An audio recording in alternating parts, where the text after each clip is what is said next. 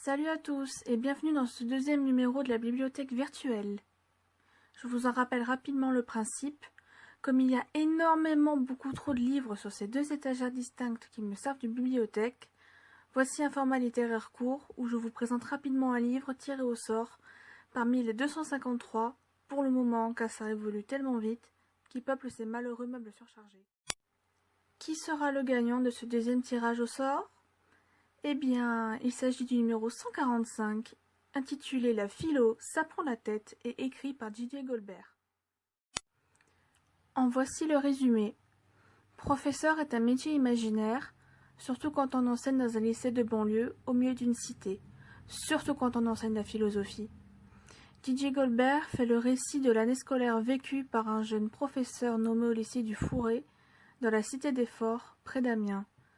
Récit d'un univers étrange, où les élèves n'ont que faire de la philosophie qu'on leur enseigne, ils n'ont jamais lu un livre et n'en liront probablement jamais. Ils sont fils d'immigrés, musulmans croyants, habillés en Nike et en jogging. Ils n'ont aucune idée de ce que peut être la culture traditionnelle et n'en sont pas moins porteurs de vraies valeurs. Récit d'un univers désemparé où les professeurs voient leur monde s'écrouler sous leurs pieds et ferment les yeux. Récit d'un univers borné, où l'on s'obstine à vouloir réformer l'enseignement de la philosophie, à vouloir rendre les élèves citoyens, républicains, laïcs, alors que rien de cela n'a d'importance pour eux. Récit heureux d'un homme qui voudrait expliquer à ses élèves qui était Socrate. Récit polémique sur une France qui change. Récit qui pose admirablement le problème de nos programmes scolaires déconnectés de toute réalité. Didier Golbert était professeur de philosophie depuis 1991. Acheté un peu au hasard dans une boutique de livres d'occasion, ce bouquin a traîné de nombreux mois dans ma bibliothèque, faute de temps pour le lire comme c'est ma fâcheuse habitude.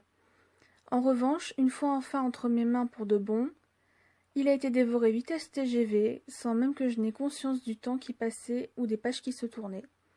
Récit vraiment intéressant car même si l'année scolaire présentée est un peu lointaine, 1997-1998, le sujet reste d'actualité, et tous les points de vue ont été successivement représentés avec justesse et équité.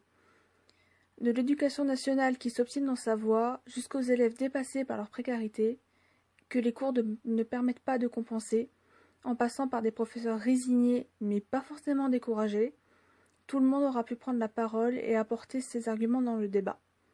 Au final, qui gagne réellement et qui est réellement perdant ?